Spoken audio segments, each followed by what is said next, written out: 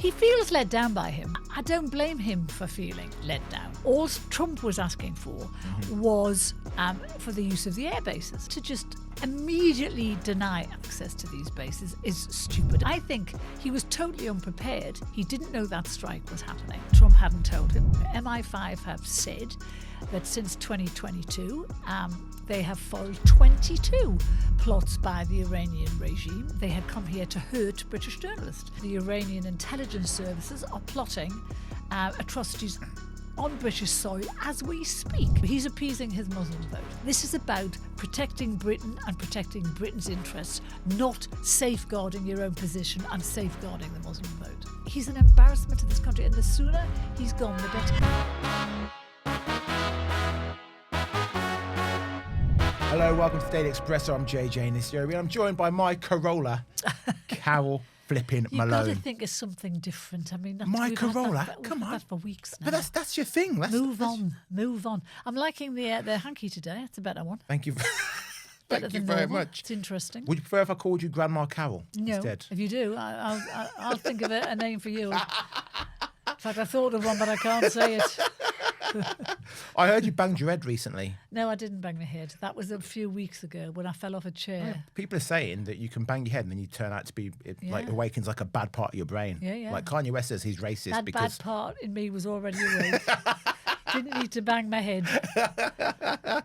Well, someone who needs his head banged together. Flipping Starmer.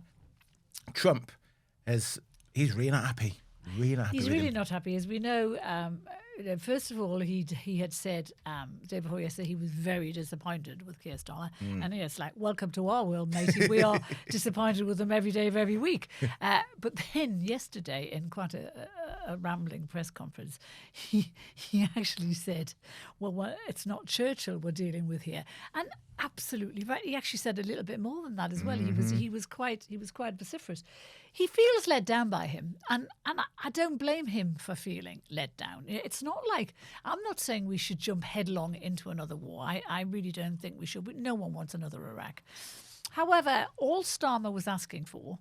Trump was asking for. Sorry. All Trump was asking for was for the use of the air bases. Yeah. That's... Israel and the US were doing all the heavy lifting. They were doing the bombing that other countries either don't have the courage to do. And the bottom line is British interests are at stake here, and especially with Cyprus. But for Starmer to just immediately deny access to these bases is stupid. And then he did what he always does. He kind of did a U-turn as well. So what you do is you end up offending and upsetting everyone. But, his reasons for saying no in the beginning, I think a lot of people would say it's because he didn't want to get involved in another war. It's not that. I think he was totally unprepared. He didn't know that strike was happening. Yeah. Trump hadn't told him until he was going to do it. But he knew those strikes were going to happen for weeks. You think he would be a bit prepared about what Britain's stance was going to be. And he wasn't the vaguest bit prepared. And, we've got former, because now we know we're now sending a ship to Cyprus. And we're, up until now, we've now got the Greeks actually guarding our interests in Cyprus currently because we didn't have a boat there. He should have sent that ship ages ago. It should have at least been on its way. Yeah. Because he knew what was going to happen and it wasn't. And it just makes him look strategically illiterate, like he doesn't know what's happening, what's going on. And I think it's interesting, I've just done a TV show today, and it's interesting how people are split, because no one wants a war, of course they don't, but you can't on the one hand condemn a country like Iran and say it's deplorable, which Starmer did, said it was utterly deplorable, the regime. You can't on the one hand condemn a regime and then sit back and not be prepared to do anything about it. A regime that's tentacles have come to this country. MI5 have said that since 2022, they have foiled 22 plots by the Iranian regime. We know that there were three Iranians tried in this country last year. They had come here to hurt British journalists. We know that the Iranian intelligence services are plotting atrocities on British soil as we speak. And yet Starmer is making out that the Iranian threat doesn't bother us. It's not our business. It's not our war. What is it going to take? And we have all these liberal lefty voices in this country who condemn the regime and all the rest of it, but not when we have to do something about it. Not when you have to get some skin in the game and do something about it. And I think, if everyone around the world over the past 100 years had sat back and done nothing in the face of terrorist aggressors, where the hell would we be today? Of course no one wants a war. Of course we don't. But there comes a point where you have to do the right thing. And the right thing for this country would have been for Starmer to give Trump the okay to use those bases. Because as he said, it took them longer to get to where he needed to be because of that. And maybe this could have been over quicker if he'd given him access. But, Starmer, we know what he's doing. He's appeasing his hard left. The hard left have got him by the ghoulies and whatever they say. He has to do. And also, he's appeasing his Muslim vote. He knows that by supporting Trump, that his Muslim vote in this country would be adversely affected. And that's not what this is about. This is about protecting Britain and protecting Britain's interests, not safeguarding your own position and safeguarding the Muslim vote. What annoys me about this, I think, is the fact that people are now kicking off the lefties, as you say, and saying, well, the USA shouldn't be getting involved. This is illegal, yada, yada, yada. None of these people were complaining when the Iranian regime was getting Afghanistan and Lebanon to go in and help them submit their own people. Of course. The lefties are, they're hypocrites beyond belief. They are criticising what's happening here. They support Palestine and they support Gaza because that is anti-Jewish, because the people attacking Gaza, as they say it, is Israel. They haven't attacked anything that's happened in Iran because it's not to do with Jews. So I keep a very close eye on what's been happening in Iran. Never mind the 35,000 people who were killed for protesting in the last 2 weeks alone. In this country now, young girls are hanged for being raped because it's their fault. There was a young girl hanged a few weeks ago for the crime of putting her headwear, her scarf, was on the wrong way. It wasn't covering enough of her face. She was hanged for that. There are stories like this every day. The Ayatollah killed his people every day, slaughtered them every day of every week. Plus he sent out death squads to other countries to do the same. And yet we have sat back and done nothing for 45 years.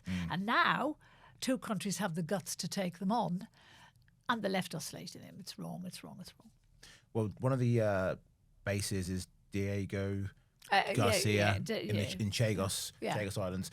Do you think this is going to make Starmer think, actually, maybe we need to keep Chagos, actually? I think absolutely. I think that deal's down the toilet now. I don't think there's any way Starmer is going to agree to that Chagos deal now.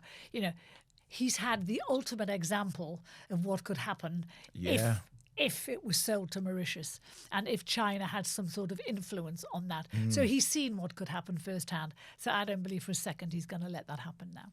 Well, Starmer's also come out and said the UK government does not believe in regime change from the skies. Well, thank God that Churchill didn't think that during the war. Thank God Maggie Thatcher didn't think that over the Falklands. I was thinking about this today, that the Falklands would never have been invaded if Keir Starmer had been... Yeah, you're absolutely right. Maggie, and I'm old enough to remember at the time when this happened, Maggie got a lot of criticism from the left saying, this is nothing to do with us, And of course it was to do with us. It was our interest. It was our people. But Maggie, against public opinion, went in because it was the right thing to do. And thank God she won. And she was suddenly a hero, But Starmer would never have gone in to protect the Falklands, not in a million years, because he's not a leader. He can't make decisions. He is strategically illiterate. You've got the ex-leaders of the Navy today saying that this is an embarrassment. I think one of them said, it was Lord West said, Nelson would be spinning in his grave at the unreadiness of Starmer for what's actually happening. And it scares me that our country is in his hands. The man is a total embarrassment to this country. Now, he's a joke. And this special relationship is in the toilet now. Yeah. I mean, it really is done for. And, there's calls now for the king to cancel his visit over there. It's going to happen in the next few weeks. It was scheduled to. And I hope to God he doesn't, because if there's anybody in the world that can salvage this special relationship, it's the king. Yeah. Trump adores the king. They get on very well. It's incredible, but they're very different men, but they get on very well. And as you know, Trump adored Queen Elizabeth. And I think the one person who could save it is him. So he absolutely should go. Because whatever people in this country say, tell Trump to go to hell tower. We cannot be an enemy of the world's superpower. We cannot be. And never mind that we're not an ally. Republicans in America now are telling Trump to dump us as an ally. The media are turning against Brits as well, saying, call these people allies. They're not. So we do, Starmer has already condemned us to being an irrelevance on the world stage in the 2 years he's been in power. We can no longer be taken seriously as a military power. But if we've got any hope of saving any kind of relationship, pray to God Charles goes over there and talks them round. Because although I think Trump has been quite measured in what he has said about Starmer, I know he's said some terrible things, but he said them in a measured way. I think internally he must be raging. Yeah. And as I say, his party is raging on his behalf in public and saying this is outrageous. Well, look, we've got at least 3 more years of Trump. I don't think Starmer's going to last another 3 years. I really hope you're right. I hope he doesn't last another 3 months. Well, we will know, won't we, in the May elections? Yeah. When the Greens... when the Greens decimate Labour, they shall. But it's not only us. I'm not here to defend Labour, but it's not only us that Trump's angry at. He's now said he's done with Spain. He's going to cut all trade with them because they refuse to let the US use some military bases too. Yeah, it's true. And the thing is, when you're leader of the free world, you can do that, and no one can stop you. And that's why I think Trump is just so. That's why Starmer is so short-sighted. All he had to do was say yes to the bases. Didn't have to get involved. Didn't have to send any planes anywhere. Yeah. Didn't have to do anything else. Just say yes. And he couldn't do that because he's too terrified of the left in his party, and of Muslims in this country. And I think it kind of shows what a weak, perfidious, cowardly leader he is. He's an embarrassment to this country, and the sooner he's gone, the better. I really hope come May he's gone. But look who we might get in his place. This is the problem. We might get Angela Rayner, and she would stick 2 fingers up at Trump, and she would say, go to hell, want nothing to do with you. And then where would we be? You might hate the US, you might hate Trump, but if you want this country to survive, we need to have a relationship with them. I think the EU and Starmer are in danger of pushing Trump far enough that he says, I'm done with NATO. Yes. You guys can defend yourselves. We're not going to help you guys anymore. Yeah. And imagine if that happened. Just imagine. We would be fair game to every hostile state in the world to come and get us. They wouldn't even have to come and get us. They just have to send a few bombs over because we've got out to protect ourselves with.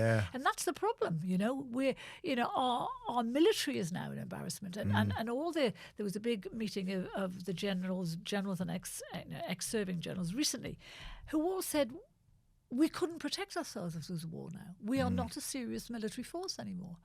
And that's shocking.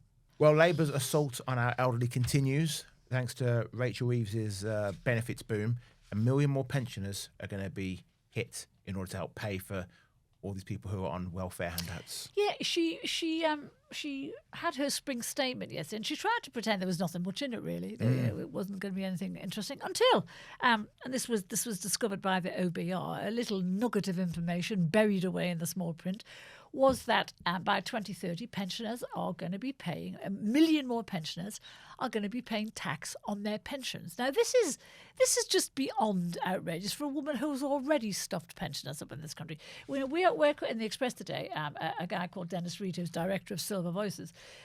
He's done a piece saying, this was the ideal chance for Reeves to show that she had the backs of pensioners in this country, because she has said that she does. After taking away their winter fuel allowance and reinstating a bit of it for some of them.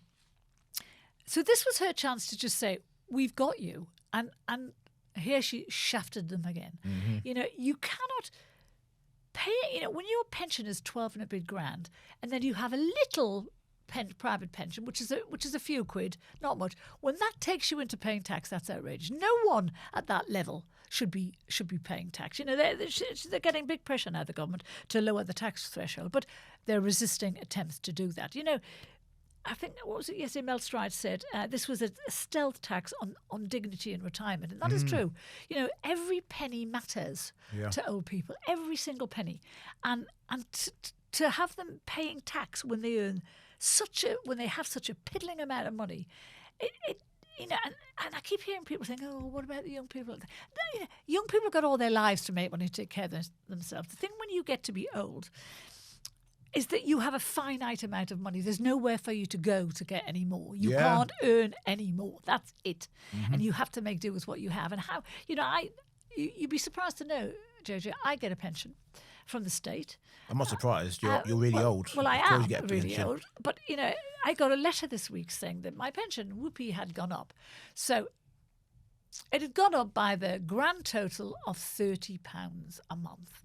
Now, this is thanks to the triple lock. Thank God for the triple lock. And this is the triple lock that everyone says, oh, this has to be abolished. It's costing us too much money. £30 a month. That is less than a tenner a week. That's about £7 a week extra. Now, with food inflation going the way it is, bills, with energy prices going the way it is because of this war, well, even before the war, £7 a week extra is not going to help pensioners. It ain't going to make a single bit of difference. Keep above the poverty line. There's nearly 2 million pensioners in this country have the state pension and nothing else. And Reeves yet again has stopped them. I mean, no one over 60 is ever going to vote for Labour ever again in their lifetime. Which is why I can't understand why they keep on doing this, because it's not just the over 60s. People like me who have elderly parents. Yes. I'm not going to be voting for Labour again, knowing that they're putting my father into more poverty. Yes. Yeah, but, you know, and there's this kind of... There's this narrative that goes around now that all pensioners are rich because if they happen to live in a house that's worth nearly £1 million, well, then they're rich. Well, no, they're not rich because, you know, what are they supposed to do? Sell the house they've had all their lives to go and live in some tiny little place somewhere else just to satisfy. You know, pensions, the thing about pensioners, I know people say the pension is a benefit, but pensioners have worked all their lives. So it's not a gift. No. This is just something they get at the end of their lives to look after them when they can no longer work. And for people to insinuate, which they do, that this is the benefit they shouldn't have and that they are rich beyond your wildest dreams, even if they sell their house for 800 grand, what are they going to get? They're going to have to move somewhere else for 600 grand? What, you know, in an area they don't know, with people they don't know, and be isolated. It just doesn't make any sense to me. Why are Labour not, instead of saying they're going to now be taxing more pensioners, why aren't they trying to come up with reforms to get younger people into the job market so they can start paying more tax? They have millions of young people. You know, 1.3 million young people are on mental health benefits alone. There are many, many more who are on benefits because they don't want to work or can't work or get a job, whatever. But you know that you're right. Create schemes where they can work. There are loads of jobs out there, JJ. There's just not lots of jobs that lots of young people want to do. Yeah. You know, we should be in a situation where you don't get benefits unless you do something for those benefits. So if you've been on benefits for 2 or 3 months, that's fine. If you're on long-term benefits, well, then you have to do something to earn them because it's just not fair. Completely agree with you. In fairness to Labour, again, playing devil's advocate. Stop being fair to Labour, will you? They did try that one time to reform the benefit system, and their own MPs said no. They tried for 5 minutes. I mean, that's not trying. That's Keir Starmer saying he was going to do it, have a go, and his party saying, no, you're not. Well, that's not a good situation to be in. The benefit system needs root and branch reform, and it's completely reformed. We can't be... I just read a thing today that said by 2030, our benefits bill would be something like 400 billion. The original projections were 100 billion plus. Now, today, they're saying 400 billion by 2030. How in God's name can we afford that when so many millions aren't working and that number is going to grow? Yeah. Who's going to be paying for all this? Because Labour want to rinse the rich. The Greens want to rinse the rich. The rich are just going to beggar off. Yeah. we expect them to pay for everything, but we're going to tax them to hell and back. It doesn't work. You've got to get people back to work. Yeah, you're absolutely right. I feel like Starmer and Reeves basically, they're ending Britain and they are ending the Labour Party. I think they ended the Labour Party in their first year in power. I think it's going to be generations before Labour are in power again. I think what happened to the Tories is going to happen to them. They're going to be in the dustbin in terms of a profile. They're just not going to have one. No one. But it's interesting, even today, I've just heard people say they disagree with Trump doing what he's done, but they still hate Starmer. Yeah. Which is interesting, isn't it? So you think if they hated Trump for what he's done, they'd be on Starmer's side. No, they're not. No. They just hate Trump. But so nothing this guy does anymore is right. It's going to work. As I say, and if Angela Rayner gets in, or even Streeting, it'll be so much worse. Well, one thing that should be uniting all of us, English people, all the Brits, is the England football team. Come on, England. World Cup this summer. But some of the players are moaning already. Yes, this is interesting. What they're saying is they've gone running to their union and said they don't, when they go to play in the World Cup, they don't want to be asked about political issues. Now, for me, I'm glad, because I've seen some of them after the match try and string a sentence together about how they played, and they can't even do that. So God knows what international incidents they might cause if they start talking about the humanitarian crisis in Sudan. God knows what they would do. Yeah. But what they're saying is, do you remember the last World time Cup round, 2022. Harry Cole was asked. Qatar, Harry Kane. Harry Cole writes for a rival newspaper. Harry Kane was asked to wear an LGBTQ plus rainbow band. Yeah. And FIFA said, no, you're not doing that. That's political, and we've got to stay out of it. But this is the trouble with the FA now. They've gone all wokey political. They want to make statements. They actually refused, and they're happy to support LGBTQ+, but they're not. They weren't happy to signal their support for the October the 7th victims. They weren't happy to do that, refused point blank. So that is being overtly political. They're coming down on a side. Yeah. And that's not what they should be doing. But, I think our footballers over the past 60 years, and I say that because that's the last time we won a World Cup, I wasn't anywhere near being born then. Were you alive then? I was alive then. Yes, I was alive. I remember. You were about 30, 40 years old then? No, I was not. But I remember Bobby Moore lifting it aloft on his shoulder, the cup. We haven't won or been close to winning anything major since then. Wait, we got to a World Cup final. When?